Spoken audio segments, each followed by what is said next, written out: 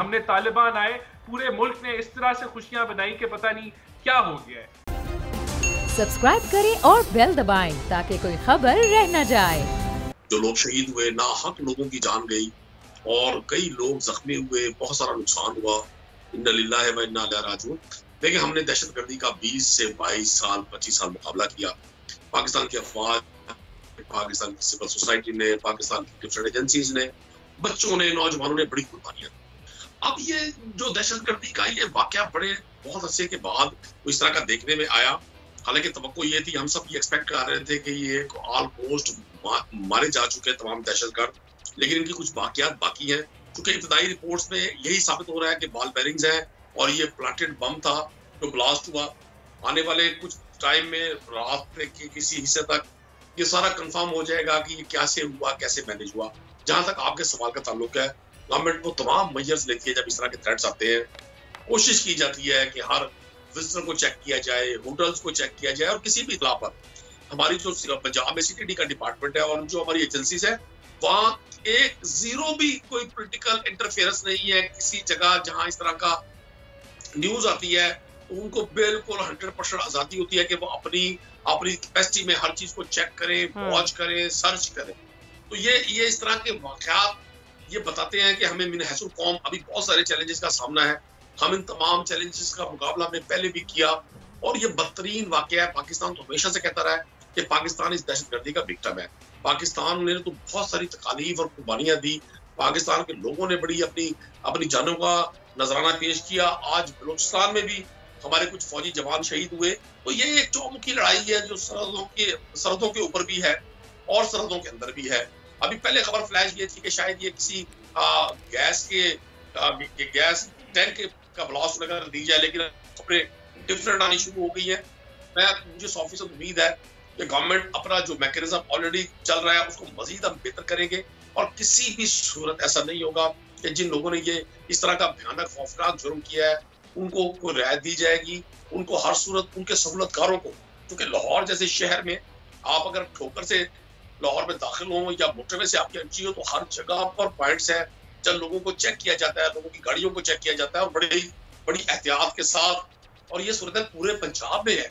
हमने देखा कि ये लेकिन बिल्कुल आप सही कह रहे हैं, मुजम्मत अपनी जगह, लेकिन आगे जो इकदाम करने हैं वो बहुत ज़रूरी हैं। ये बड़ी तशवीशनाक सूरत हाल है कि अगर मुल्क में दोबारा से ही दहशतगर्द सर उठा रहे हैं, इस तरह की कोई मनसूबाबंदी हो रही है या इस तरह की थ्रेट अलर्ट जारी हो रहे हैं, ये बड़ी तशवीशनाक बात है। मुर्तज़ा, ज़रा आप बताइएगा आपके पास क्या मालूमात हैं, क्योंकि जब वज़ीर दाखिला ये कहते हैं कि जी पूरे मुल्क में थ्रेट अलर्ट्स हैं, बड़े बड़े शहरों के लिए थ्रेट अलर्ट्स हैं, तो ये बहुत तशवीशनाक बात है कि दहशतगर्दी एक दफ़ा फिर सर उठा रही है। बिस्मिल्लाहिर्रहमानिर्रहीम। बहुत शुक्रिया समिया। बुनियादी सवाल ये है कि ये दहशतगर्दी क्यों सर उठा रही है। दहशतगर्दी इसलिए सर उठा रही है कि पाकिस्तान ने कश्मीर के हवाले से, पाकिस्तान ने कश्मीर का मसला पूरी दुनिया में उठाया हुआ है। उसके साथ साथ ये भी है कि हिंदुस्तान के अंदर होने वाले मुजालिम, उनके ऊपर पाकिस्तान आवाज़ बुलंद करता है। वहाँ अक़लियतों के साथ जो कुछ किया जा रहा है उसके ऊपर आवाज़ बुलंद करता है। दुनिया को बताता है पाकिस्तान के वहाँ पे शहरियों के साथ, वहाँ पे अक़लियतों के साथ, वहाँ मुसलमानों के साथ क्या जुल्म सितम किया जा रहा है। और इसी चीज़ को मद्देनज़र रखते हुए दुश्मन जो है वो ऐसे मौक़ों की तलाश में रहता है। गुज़िश्ता एक हफ़्ते से इस तरह के थ्रेट अलर्ट जो थे वो मौजूद थे। लाहौर के लिए भी, पिंडी इस्लामाबाद के लिए भी, कराची के लिए भी, वो सारे बड़े शहरों के लिए इस तरह के थ्रेट अलर्ट्स थे। और जब कश्मीर के हवाले से ज़्यादा तेज़ी हो तो भारत, जिस तरह हम एक हफ़्ता पहले कह चुके हैं कि किसी एडवेंचर की तलाश में है, कुछ कर सकता है, या इस तरह की दहशतगर्दी भी वहाँ से होती है, उसके ताने बाने भी आप देखेंगी कि इसकी इन्वेस्टिगेशंस हो रही हैं और इसके ताने बाने भी कहीं उधर ही होता यही है कि हम देखते रहेंगे माजी में भी इस तरह के जब दहशतगर्दाना हमले हुए ताने बाने वहीं जाके जुड़ते हैं। लेकिन ज़ाहिर है ये है तो एक तशवीशनाक बात, ये होना तो नहीं चाहिए। अल्लाह ताला महफूज रखे, सबको महफूज रखे। जाना साहब, आप क्या कहना चाहेंगे? इंतहाई अफसोसनाक आज वाक़या पेश आया है। देखें, बहुत ही अफसोसनाक वाक़या है और जिनके लवाहिकीन वफ़ात पा गए हैं उनके साथ नहायत ही बहुत ज़्यादा ताज़ियत, अल्लाह उनकी मग़फ़िरत करे। देखें, ये पाकिस्तान बहुत एक लंबे सफ़र से गुजरा और मुझे याद है कि मैंने जो फिगर्स देखे थे 2013 के, तब 2300-2400 अटैक्स होते थे, फिर ये सिफर पे आए और अब दोबारा से जो है ये मामलात सर उठा रहे हैं।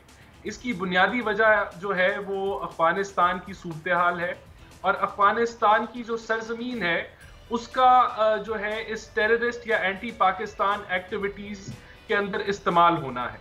और मैं समझता हूं कि हमने गेन्स भी बहुत किए, हमने अफगानिस्तान के बॉर्डर को फेंस किया है, हमने पाकिस्तान में नो गो एरियाज खत्म किए हैं 2 मेजर ऑपरेशंस के बाद। और मैं समझता हूं कि हुकूमत खास तौर पे इंटीरियर मिनिस्ट्री की जो ज्यादातर तवज्जो होनी चाहिए वो इन्हीं मामलात पे होनी चाहिए और उनको सियासी मामलात पे ज्यादा तवज्जो नहीं देनी चाहिए जिस तरह उनके इंटीरियर मिनिस्टर साहब देते हैं। मैं यहाँ सियासी बात नहीं करूंगा, टेक्निकल बात करूंगा। देखें, 2 हमारी प्रायोरिटीज होनी चाहिए। हमने तालिबान आए, पूरे मुल्क ने इस तरह से खुशियां बनाई कि पता नहीं क्या हो गया है, लेकिन अब वहां उसकी जो सरजमीन है अफगानिस्तान की, हमें बिल्कुल कतई इजाजत नहीं देनी चाहिए कि वो पाकिस्तान एंटी एलिमेंट्स जो है इस्तेमाल करें।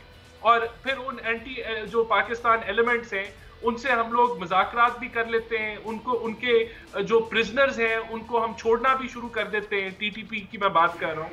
और फिर वो जब मुआहदा नहीं होता तो वो हमें तड़ी भी लगाते हैं कि हम ये फिर देखें हमारा क्या रिस्पॉन्स आता है। तो अभी कुछ दिन पहले इस्लामाबाद में भी धमाका हुआ और मैं समझता हूँ कि ये हमें इसको यही रोकना है। हमें अपनी इसके ऊपर पॉलिसी आनी चाहिए, स्टेटमेंट्स आनी चाहिए गवर्नमेंट की, हमें इसको यही रोकना होगा। अगर हम इसको यहाँ नहीं रोकेंगे तो ये हमारी मईशत को भी तबाह करेगा। हमारी जो एक वैसे जो जिस तरह पहले खौफ था लोगों को बाहर निकलने का, एक ओवरऑल इकोनॉमी भी आपकी मेल्टडाउन की तरफ जारी थी, वो हम सब उस बड़े मसले से निकले हैं बाहर।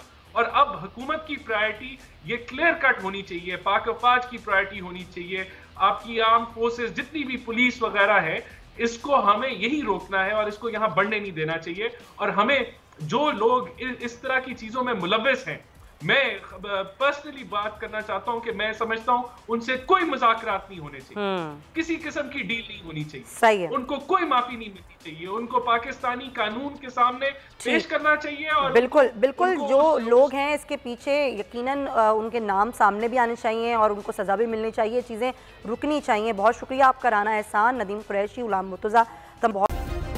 सब्सक्राइब करें और बेल दबाएं ताकि कोई खबर रह न जाए।